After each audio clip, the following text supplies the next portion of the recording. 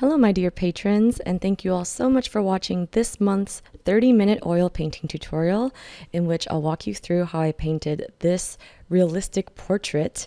And it's an interesting one because I started this March of 2021 before art school and finished it a few days ago after my first year of art school has been completed, and you can see the difference in this comparison image. So let's dive right in. Initially, when I first recorded this, I think I turned it into a YouTube video and a Patreon demo. I was still pre-mixing colors ahead of time before starting the painting. So I'm just going to quickly summarize what I did in March of 2021. I used a palette consisting of cadmium red medium, cadmium yellow medium, phthalo blue, chromatic black, titanium white, and burnt sienna. And I just created these piles of, starting points, like the basic essentials. So warm and cool midtones, a touch of orange for the saturated parts, a rosy pinkish color for the blush, and then like a dark, cool brown for the shadows. And I'm just using a sheet of toned gray palette paper that I adhered to my drawing board with masking tape. And I'm painting on a 5x7 hardboard panel from Treckle that has been primed with acrylic gesso. And I'm just going in with like a dry brush and some of that dark brown mixture to create the basic block in, and then I'm refining the details as I render. This is kind of my old technique. It's very dry. The paint application is very thin and kind of rough and choppy. You see there's a lot of patches. And I originally intended for this to be just an alla prima, like single layer portrait that took no more than 2 hours. I remember forcing myself to adhere to a faster timeline because I wanted to paint more loosely and just see if I can simplify or streamline the painting process. And I'm not using any mediums. I'm just kind of using the paint by itself. And it's I'm not going to go too much into it because I've already made a tutorial about this, so feel free to check the description box if you want a link to the full video that I made in the past.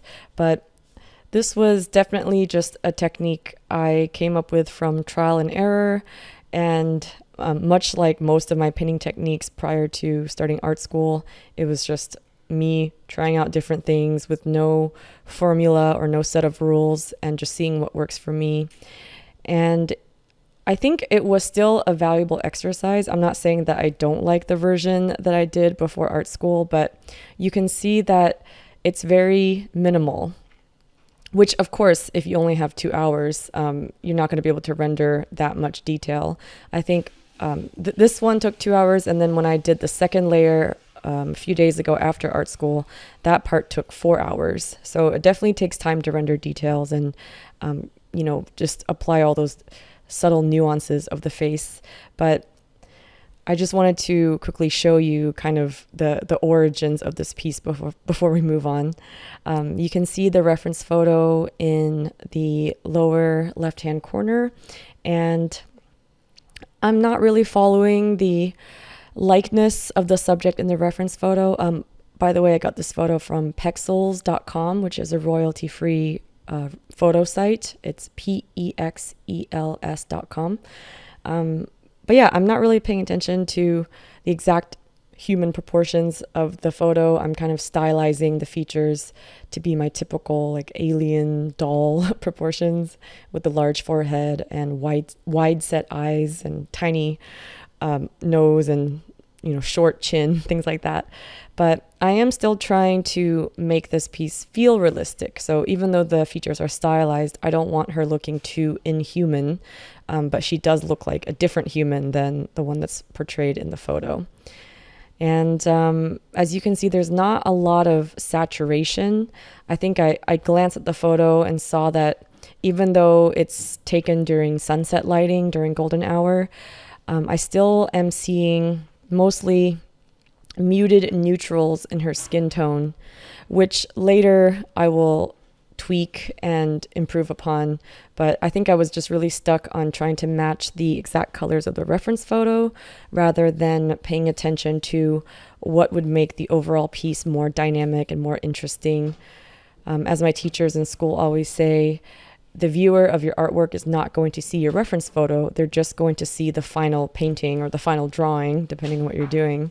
So it doesn't really matter if you follow the reference photo perfectly. What matters is you convey the same color relationships, temperature relationships, value relationships. You convey those relationships correctly, so that your subject can look realistic and believable, but you don't necessarily have to match your reference photo directly. And now we are moving on to the most recent footage that I recorded a few days ago.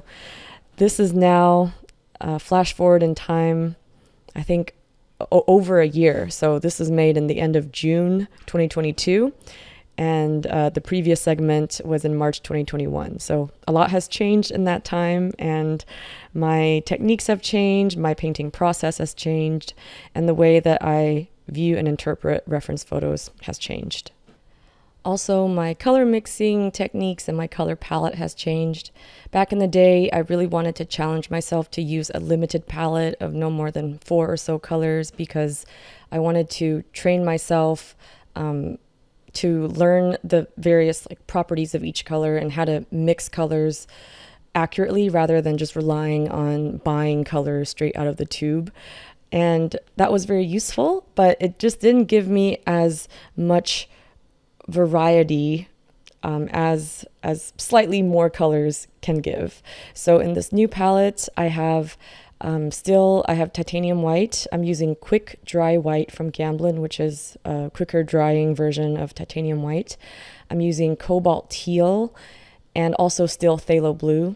I'm still using cadmium red medium, but instead of cadmium yellow medium, I've replaced it with a combination of this pale yellow called nickel yellow from Gamblin, and also the slightly more earthy, darker yellow called raw sienna, also from Gamblin.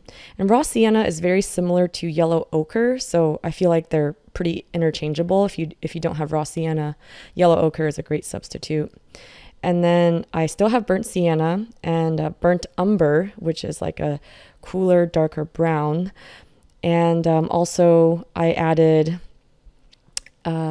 transparent orange, which is a transparent shade of orange, obviously, but it's a very strong tinting orange. So you only need a very small amount of it to tint whatever color mixture to be a lot more warm and orange. It comes very much in handy if you can use it sparingly because it's very overwhelming and powerful. And then lastly, I have Mars Black instead of my usual chromatic black. I did love chromatic black for a long time because it's made of red and green, so it already comes with kind of a colorful mixture of colorful pigments, and I found it was easier to mix in with other colorful paint. It just mixes very seamlessly, but it wasn't able to get dark enough in value. So I switched it for Mars Black, which is a lot darker in value. It dries fairly fast, and so far it's served me pretty well. And because I'm right-handed, I'm painting from left to right so that I can always rest my hand on a dry part of the panel. I used to make a mistake of just painting wherever I wanted, and I would unconsciously find myself accidentally smearing the wet paint just from resting my hand on the panel. So now that I know I do this type of thing, I'm trying to be more aware of the direction with which I choose to paint so that I can avoid smudging wet paint. Also, instead of pre-mixing all the colors ahead of time, I am following my teacher's advice and just mixing as I go. They always say if you premix too many colors ahead of time, you'll end up with an end result that feels more formulaic because you're just drawing from the same pile of colors. Whereas if you mix on the go, you end up with a result that's way more organic and varied and interesting. So they said every time you pick up new paint with your brush, you should pretty much get used to remixing that color, because as much as you try to match a color, it'll always come out slightly different. It's kind of like a fingerprint or a snowflake. Even if they look similar, things will be slightly different. And then the end result feels a lot more organic and alive, because in real life, we don't have the exact same colors across our faces, or even across the same patches of our faces. In real life, there's ever so slight variations in colors and values. So they also said it helps you get more familiar with your palette and just train yourself to mix colors more efficiently if you just keep remixing them. I think one of the teachers also said, an artist should be spending more time on the palette than on the painting itself. Like on the palette is where you got to carefully take the time to mix things properly and get the colors accurate. And then on the painting itself, you just apply that color. In fact, they always warn me against petting the canvas, which is something I tend to do a lot. Petting the canvas is, I guess, another way of putting it, over blending. So sometimes when you mix a color that's correct, all you need to do is lay that color down on your canvas and just leave it alone. Don't disturb it. It's easier to lay down correct colors next to each other and then just blend the edges where those colors touch using a dry brush, rather than laying down your color and then blending it out over and over again, because you lose a lot of the nuance differences between colors and values. And also you end up with something that's overly blended and overly smooth. So you don't have as much refined rendering of the topography or the 3D forms of the figure and the face. You end up with something that looks almost digitized, like a 3D rendering or 3D model, because everything is too uniform and too perfect of a gradient. So even though we do see gradients between, the variations in lights, midtones, and darks, those gradients are not always perfect. They're not always going to go from like a lighter color to a darker color perfectly uniformly in like linear progression. Sometimes you'll see planes that are relatively flat, but with kind of a curved fall off, such as the cheekbone that I'm rendering right now. The cheekbone isn't round like a sphere, so the gradient wouldn't be a perfect gradient. Instead, you get a patch that's catching the light, like one plane of the face that's catching the light where the cheekbone is raised. And then when it falls off underneath, as we get close to the jaw, it's a sharper fall off. So that gradient should reflect the steepness or the sharpness of the form underneath. So it's why you don't see that highlight on the lower eye corner of the cheek transition to the darker parts near the lower jaw perfectly. You see a patch of light and then it quickly, steeply becomes a much darker midtone because of following the correct anatomy of the face. So try not to overblend and try not to pet your canvas too much, and really pay attention to those nuanced forms that are in your reference photo.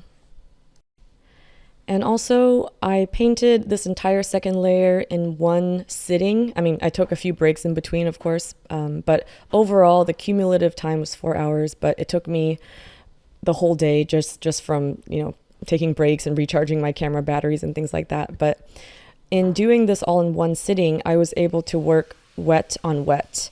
So obviously the first pass underneath the first layer is completely dry, but everything I'm adding here, I am doing it the same day while the paint is still wet. And a benefit to working with wet paint is that you can have a lot more control over your edges. And to me, the definition of edges is just whenever one patch of paint touches another patch of paint, how is that transition handled? That's an edge. So there are areas on the composition where edges have to be sharp and defined, such as strands of hair. Each strand of hair is like a sharp edge, or the fold, the crease in the eyelid, or the anatomy of the nostrils or the lips. Those are areas that contain these sharp folds where two body parts like smush together and create this like crease. Those areas you have to have a sharper edge.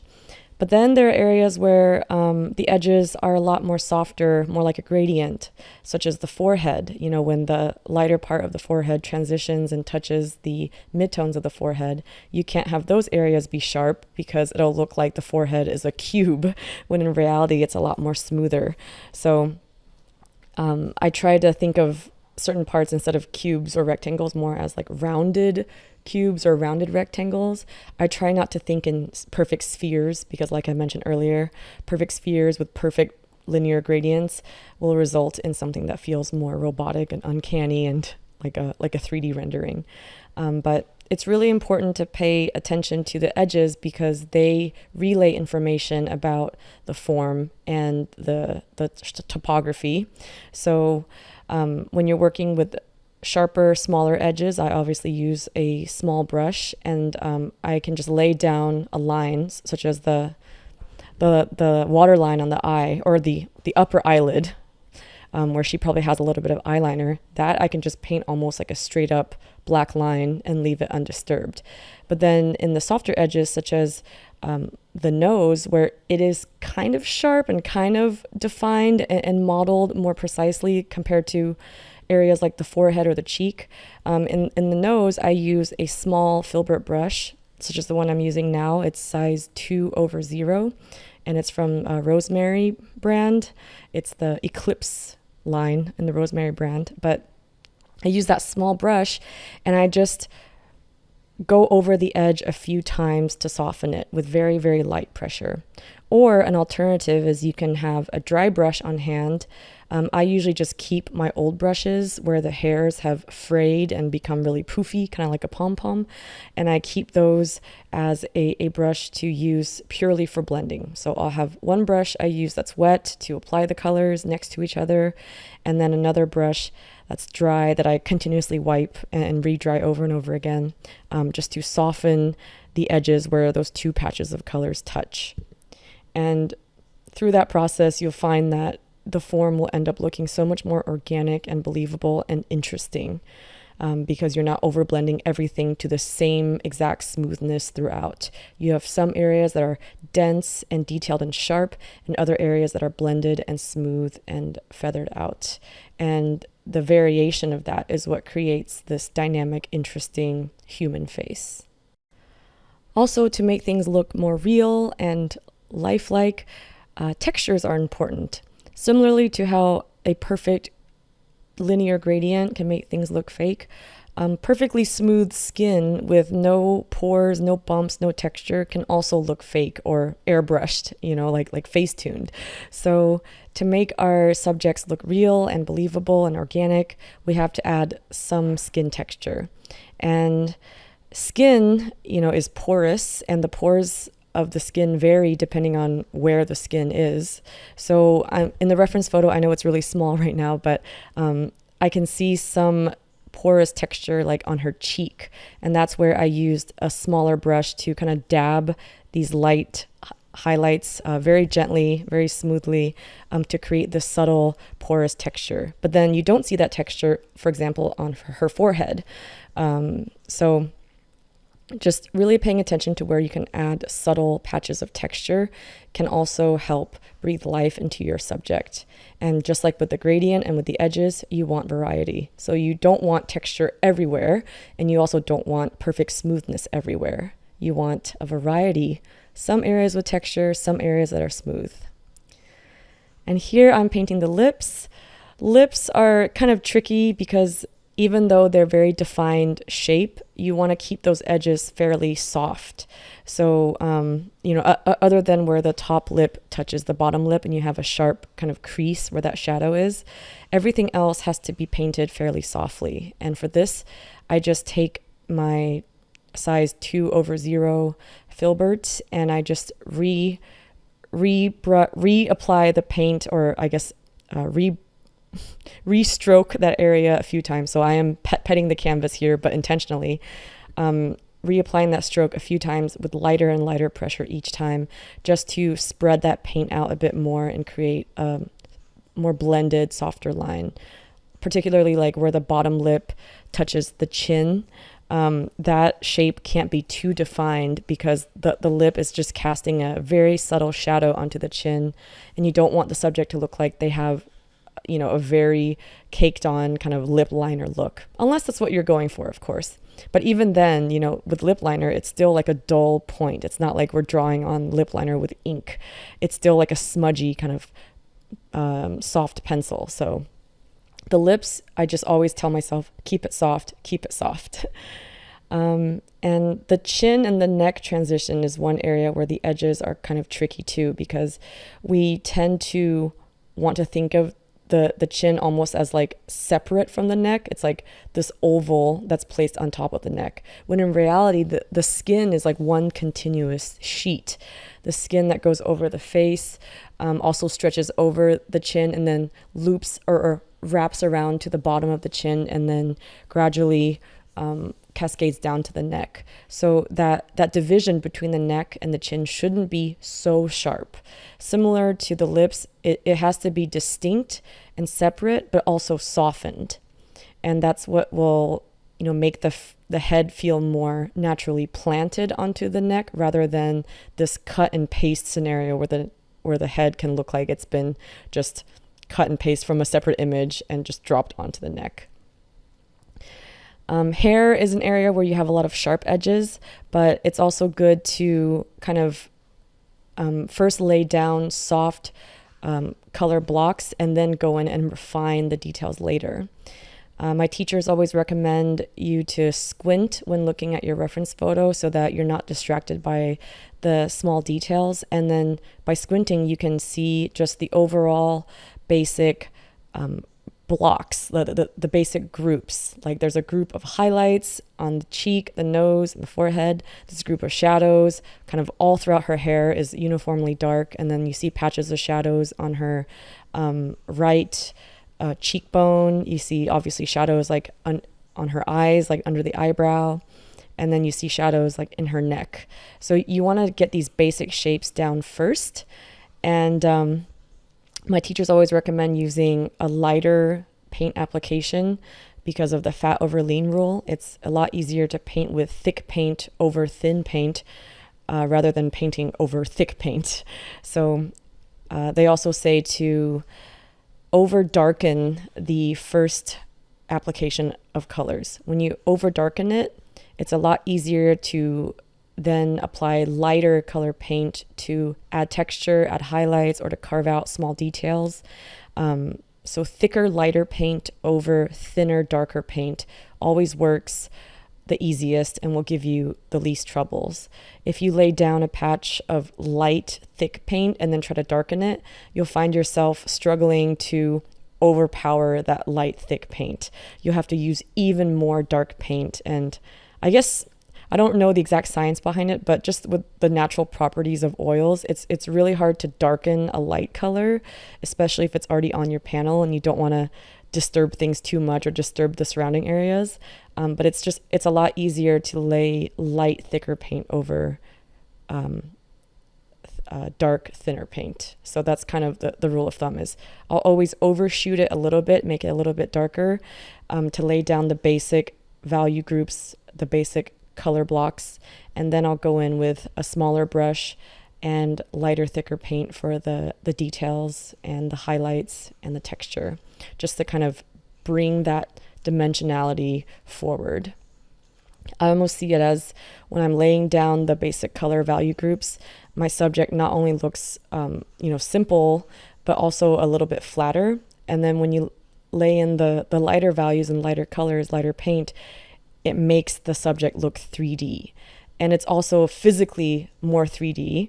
If you think of an oil paint as just a very flat, kind of compressed or smushed or flattened 3D sculpture, you'll see that the lighter areas protrude out more because the paint is thicker.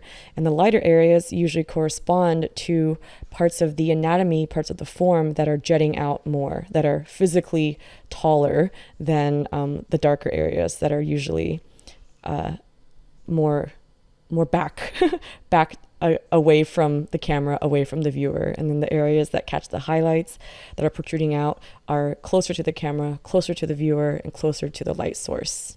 I hope I'm making sense here. But either way, when you paint, go from dark to light. And then try to go, if you're right-handed, try to go from left to right. And if you're left-handed, go from right to left, just so when you rest your hand on your painting accidentally, you're resting it on a drier patch rather than resting it on fresh, wet paint. Here with the hair, I'm following a similar strategy. First, I'm using that light orange color to just lay out the general shape and size of the hair, but then I'm going in with this almost pure black mixture. I'm using like Mars Black mixed with burnt umber. It reads as just a warm, almost pure black, but I'm using that to carve out different chunks of shadow. And then I'm using an overly darkened mid-tone next. And then after that, I'm using a small filbert brush turned on its edge to add in the sharp details, to also render the individual strands of hair. With hair, it's important to keep it very free-flowing, to try to not make it feel too blocky. So especially in the outer edges of the hair where the hair overlaps with the background, you want to keep that area very, very breathy, very breathable, meaning a lot of the background should be poking through because there should be many errand hair strands kind of blowing in the wind, and making sure to capture that negative space between those messy errand hair strands is important.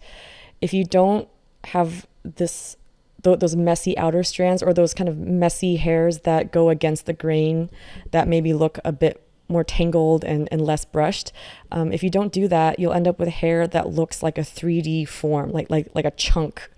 And instead, you want to portray the hair as many, many individual strands that happen to be sitting or clumped together.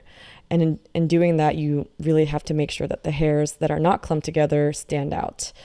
I'm not saying you have to render every hair strand individually, of course. Like a lot of times in the shadowy parts of the hair, I'm just using one uniform block of dark value. But in the lighter highlights and details, like I mentioned before, this is where you can bring out the textures, the sharp edges, and the 3D topography, like where the hair strands are sticking out and catching the light. They're also jetting out more forward. So really give yourself the wiggle room to add in these details with your lighter, thicker paint by making sure that the darker blocks of paint underneath are thin and a little bit over darkened. And curly hair is so much fun. I realized also with curly hair, I think of it as almost a spiral, and certain parts of the spiral are going to catch the light and other parts of the spiral are going to be in the shadow. So when you're painting curly hair, it's important to not just paint one continuous strand with one single brush stroke. It's actually important to break it up into small, kind of like semicircle brush strokes so that you can capture the peaks and valleys of those curls. And if you do one uniform brush stroke, it's going to kind of flatten that curl and make it look like a 2D curve instead of like a 3D kind of spiral or a 3D pastrami curl. So to give it that 3D look, really break it down and keep track of which parts of each spiral are catching the light and which parts are in the shadow. And then where the hair touches the background, I'm also trying to use my edge work to soften strands of hair that I think would be out of focus because they're maybe hairs from the back of the head. And then certain hairs I'll keep sharper because they're closer to the foreground and more within the camera's focal length. I don't know if I'm saying that correctly. Pardon my very noob camera jargon, but like when you focus on something, the parts that are not within that field of focus are blurred with like a bokeh effect, and we can convey that with oil painting as well, just by keeping those out of focus areas soft with our edges and then keeping the in focus areas sharp. And lastly, in regards to the color temperatures, like I mentioned before with my first pass, everything was kind of uniformly dull, but here I'm adding variety in the color temperatures. So we see a lot more saturated warmths around the halo of the hair where the sunset is is shining on it in a backlit way.